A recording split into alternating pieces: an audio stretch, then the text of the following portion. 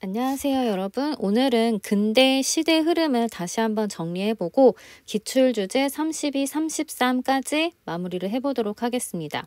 네, 여기까지 하면 흥선대원군 이제 내용부터 그다음에 우리 국권 침탈 과정 그 바로 전까지 대체적인 근대 시대의 흐름을 정리할 수 있으니까 자, 요 내용 여러분들 한번 표로 만들어 본 거 보면서 정리하겠습니다.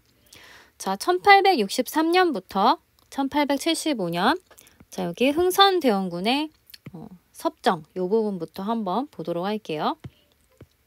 자, 고종이 굉장히 어린 나이에 즉위했기 때문에 이런 어린 고종을 대신해서 흥선대원군, 그러니까 왕의 살아있는 생부죠. 자, 흥선대원군이 이제 섭정을 맡아서 정치를 했는데, 자, 이때 흥선대원군이 정치했던 시기는 우리나라가 쇄국 정책을 하고 있던 그런 시기였죠. 나라를 봉쇄한다는 뜻이죠.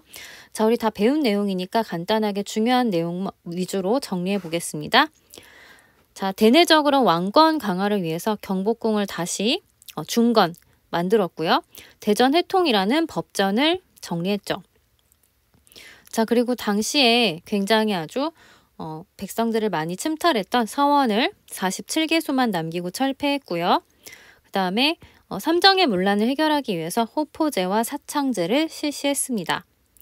자, 그리고 대외적으로는 쇄국 정책 유지하면서 이제 우리나라에 쳐들어오는 그런 외세를 물리치게 되는데요. 병인양요, 프랑스랑 싸운 거죠. 1866년.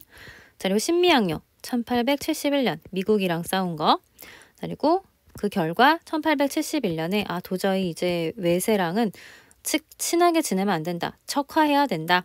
자, 그래서 화가 여러분들 화해할 때 화잖아요. 친하게 지내는 걸 배척한다는 뜻이죠.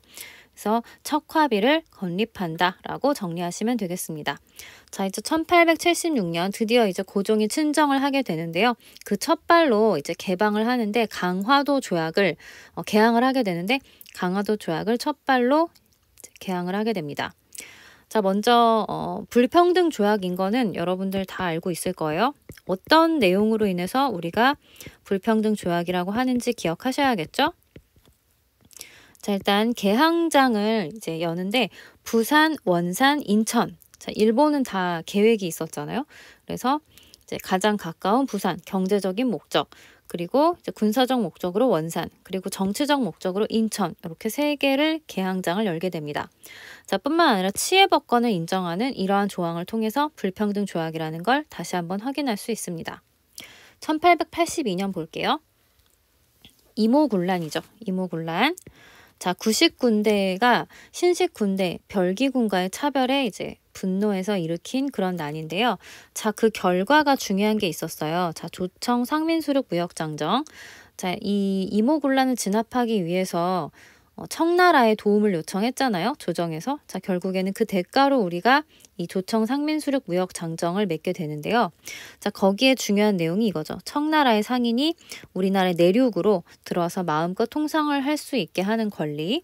자, 일본 같은 경우엔 개항장이 10리, 100리 이런 식으로 넓어지는데 청나라는 단번에 이 조약을 통해서 자유롭게 내지 통상권을 얻었다라는 점에서 이 조청 상민 수륙 무역 장정 여러분들 잘 기억하시기 바랍니다. 자, 그리고 1882년에 또 이제 최초로 서양과 맺은 조약이 있어요. 조미수 통상 조약이죠. 이름만 봐도 조선과 미국이 맺었구나 알 수 있는데요. 여기에 영향을 끼친 책을 기억하셔야겠죠. 중요하다고 몇 번 강조했었는데 조선 책략이라는 책입니다. 청나라의 외교관인 황준센이라는 사람이 쓴 책이고 이거를 수신사로 갔던 일본에 갔던 김홍집이 가져와서 조선 책략의 내용대로 우리가 미국과 연계를 해서 러시아를 좀 경계해야겠구나 이런 영향을 주게 되죠. 자, 이 조미수 통상 조약 안에는 최혜국 대우가 최초로 규정돼 있습니다. 기억하시고요. 1884년 볼게요. 갑신정변이죠. 자, 주요 세력이 김옥균, 박영효, 홍영식, 자, 급진 개합파를 기억하시라고 했고요. 자, 그리고 여러분들 이제 3일 천하로 결국에는 이 정변이 끝나게 되는데 이 갑신정변의 영향 중에 좀 기억해야 될 게 텐진 조약이 있습니다. 텐진 조약. 청나라와 일본 사이에 맺어진 조약인데요. 자, 갑신정변 때 원래는 청나라와 일본이 부딪힐 뻔했었어요. 군사적인 충돌이 있을 뻔했는데 자, 이때는 물러서고 이 조약을 맺습니다. 자, 만약에 어느 한 나라라도 조선에 군대를 파병할 일이 있으면 서로 연락을 한다라는 내용이었는데요. 자, 이것에 의거해서 나중에 청일전쟁이 이제 촉발되는 그런 하나의 계기가 됩니다. 자, 딱 10년 후니까 자, 이제 1894년으로 가볼게요. 10년 후입니다.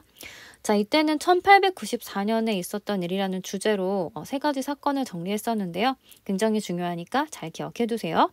먼저 동학농민운동이 있었고요. 그 다음에 청일전쟁, 그리고 갑오개혁이 1, 2차가 있고 이때가 갑오년이라 갑오개혁이라고 해요. 그리고 이어서 3차 갑오개혁이면서 을미개혁, 이렇게 1894년부터 95년에 걸친 개혁이 있습니다.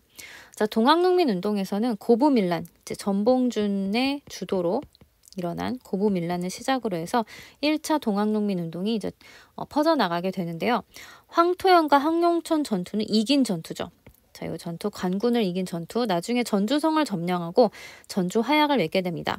자, 이때 집강소를 만들고 패전 개혁안을 이제 실시하자 이런 얘기를 하면서 이것을 실시하기 위한 개혁기구로 교정청까지 만드는데요. 이렇게 하기로 했으면서 한편으로는 청나라의 도움을 요청하죠. 조정에서. 자, 그래서 이 청나라의 군대가 우리나라에 들어오니까 결국엔 텐진 조약에 의거해서 일본도 우리나라에 들어오게 되면서 청일전쟁이 일어나게 됩니다. 자, 이렇게 청나라와 일본 군대가 우리나라에 들어오고 일본은 들어오자마자 경복궁을 점령하는 등 이런 외세에 의한 굉장히 침탈 이런 상황을 보고 자, 결국에는 동학농민운동, 제2차 동학농민운동이 일어나는데 자, 이때는 결국은 관군과 일본군의 연합군에 의해서 우금치 전투에서 패배해서 전멸하게 되죠. 동학농민운동, 자, 중요한 내용 정리하시고요. 청일전쟁은 일본이 결국 이겼죠. 자, 일본이 결국 이겨서 시모노세키 조약이라는 걸 맺는데요. 자, 이게 지역 이름이에요. 일본이 이겼으니까 일본에 이제 청나라 사람이 와서 조약을 맺은 건데요. 이 시모노세키 조약의 내용이 랴오둥 반도, 즉 지금의 요동 반도를 이제 중국어로 하면 랴오둥인데요. 요동 반도를 이제 할양하는 것이었어요. 빌려주는 것이었어요. 근데 여기가 굉장히 중요한 전략적 요지라서 러시아, 프랑스, 독일이 3국 간섭을 통해서 일본으로 하여금 이 뺏었던 요동 반도를 다시 청나라에게 돌려주도록 합니다. 3국 간섭까지 기억을 해두시고요. 자, 이때 러시아의 활약? 이라고 해야 되나? 이런 활약을 보고 명성황후가 지금 러시아의 세력이 커지는구나 해서 점점 러시아에 친해지는 그런 계기가 되기도 하죠. 자, 갑오개혁 가보겠습니다. 갑오개혁은 이 군국기무처라고 하는 개혁 기구를 좀 같이 기억해 두시고 제일 중요한 게 과거제와 신분제가 없어진 거예요. 그리고 과부의 제가도 허용이 됐죠. 이런 식으로 새롭게 정말 좀 사회 전체적으로 큰 변화가 완성되는 게 갑오개혁 1차입니다. 자, 갑오개혁 2차 때는 이때 이미 일본이 청일전쟁의 승기를 잡았기 때문에 군국기무처를 우리가 주도적으로 개혁하려고 했던 그런 개혁기관을 없애버리죠. 주로 교육에 이제 집중해요. 홍범 14조를 발표하고 교육입국 조서를 발표하는 등 교육 부분에 갑오개혁이 2차가 좀 집중되어 있습니다.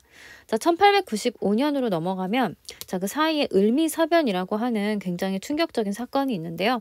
자, 이 사건은 사변이라는 말 자체가 굉장히 갑작스런 변고란 뜻이죠. 자, 명성황후가 삼국 간섭에서 러시아에게 이제 큰 인상을 받고 러시아 쪽으로 점점 이제 접근을 하게 됩니다. 일본의 입장에선 청일전쟁에 이제 이기고 조선이 자신의 손아귀에 들어왔다고 생각했는데 명성황후가 러시아에 접근하자 결국에는 이제 명성황후를 살해하게 되죠. 그게 을미사변인데요. 자, 이러한 충격적인 사건 이후에 고해의 을미개혁, 그러니까 제3차 갑오개혁이 이루어집니다. 자, 단발령과 태양력은 여러분들 같이 기억해 두시고요. 자, 이러한 단발령과 을미사변 때문에 이해 이제 을미의병이 일어나기도 하죠. 자, 그럼 1896년 가보겠습니다. 자, 1896년은 기출주제 32에 4번입니다. 큰 4번 아관파천이라고 해서 나와 있는데요. 자, 당연히 을미사변 같은 큰 이런 사건을 겪었으니까 고종이 신변의 위협을 느꼈겠죠.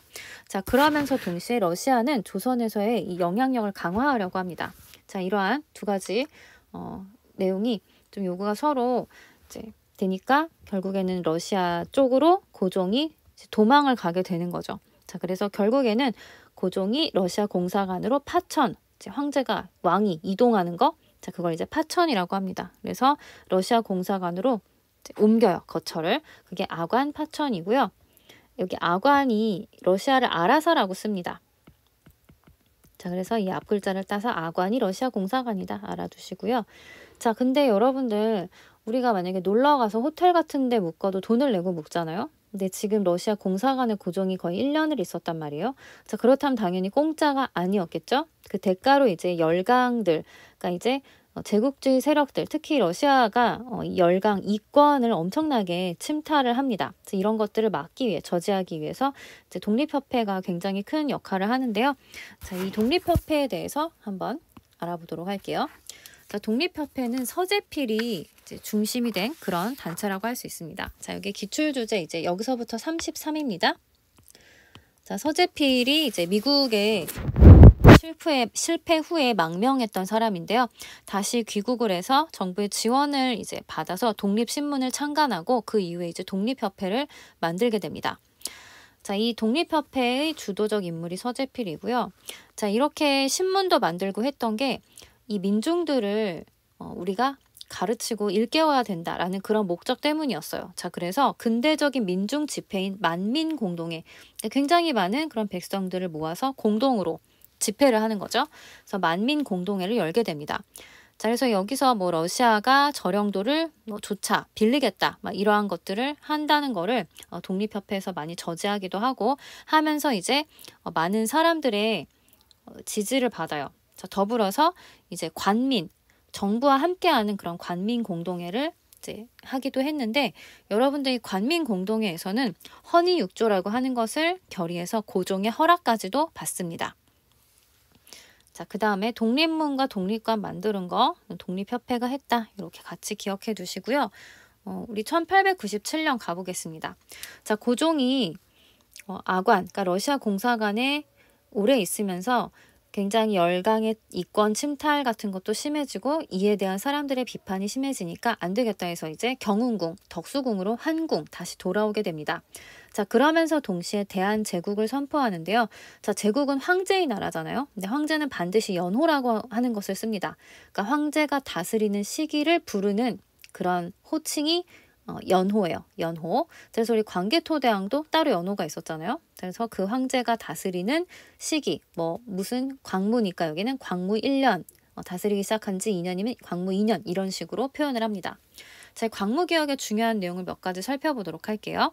자, 지금 기출주제 33의 2번입니다.